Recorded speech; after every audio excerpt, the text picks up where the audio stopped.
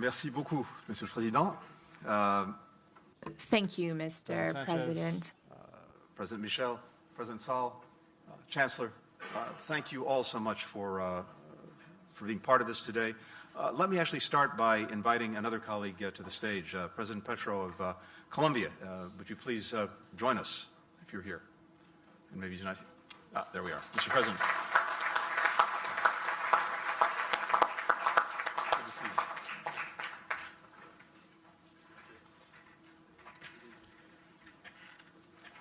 We have a number of co-hosts for this event, including the Chancellor, including President Petro, including my friend, the Foreign Minister of Indonesia, Retno, who is here somewhere as well, and a number of other colleagues from across the world who are joining forces to address an issue of acute urgency for countries around the world. At the outset of 2022, conflicts, COVID-19, the effects of the climate crisis had already driven more than 190 million people into acute food insecurity. According to the World Food Programme, President Putin's brutal war of aggression in Ukraine may add 70 million people on top of that, an already staggering number becoming even more staggering. In May, I had the opportunity to speak about these issues at the UN Security Council, a meeting that the United States convened on the link between food insecurity and conflict.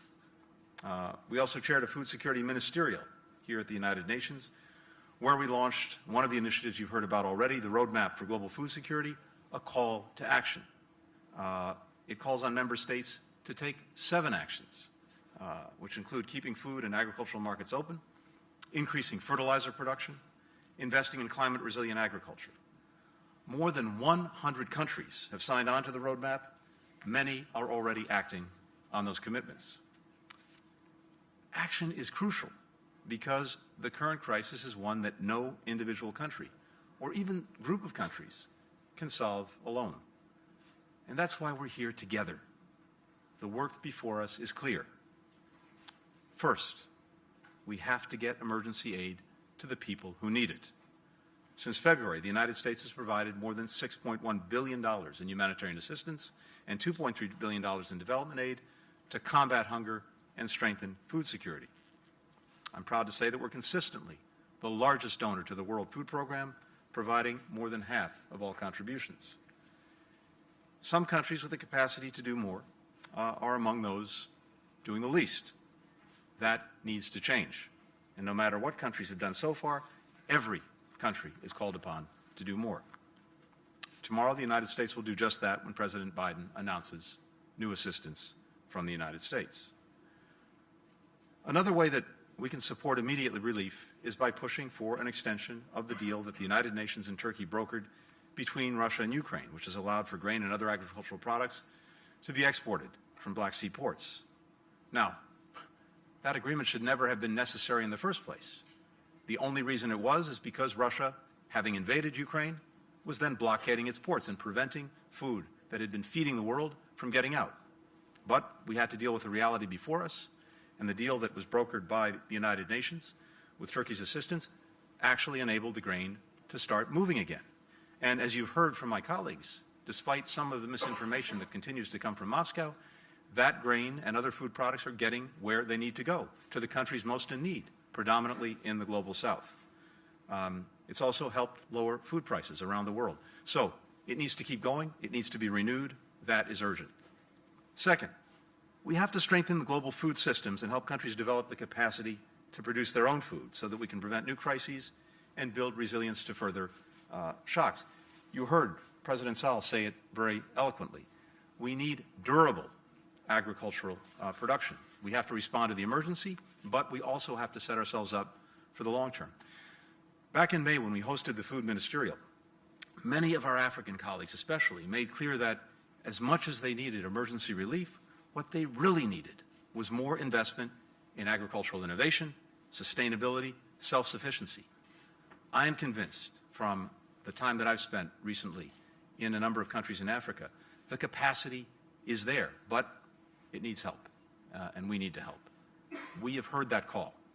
Over the next 5 years, The United States will work with our Congress to invest over $11 billion worldwide toward this goal of durable agricultural production. Last month, we added 8 new African partners to Feed the Future. This is our flagship program to broaden social safety nets, to strengthen food systems, to improve nutrition. Many of those countries are represented here today. Investments like these are also critical to adapting to the growing effects of the climate crisis that we're seeing across the globe, from the droughts in the Horn of Africa to the floods in Pakistan. Third, we need to better coordinate our efforts, and you've heard this already this afternoon, across governments, across regional bodies, across foundations, across NGOs, across multilateral organizations, and others. It's true, there are a multiplicity of initiatives. We need to make sure that they are acting, working together, that all of this is coherent and all of this is coordinated. One way that we can do that is to ensure that sanctions do not impair access to food or medicine in any country beyond just Russia and Ukraine. And to that end, the United States intends to work with other Security Council members to ensure that food, medicine, humanitarian assistance are always carved out across UN sanctions regimes. We'll also expand efforts to ensure such humanitarian authorizations are included across U.S. domestic sanctions programs, something that we're already doing, but we need to do this in a consistent way. We can also make clear that our food security efforts are more transparent.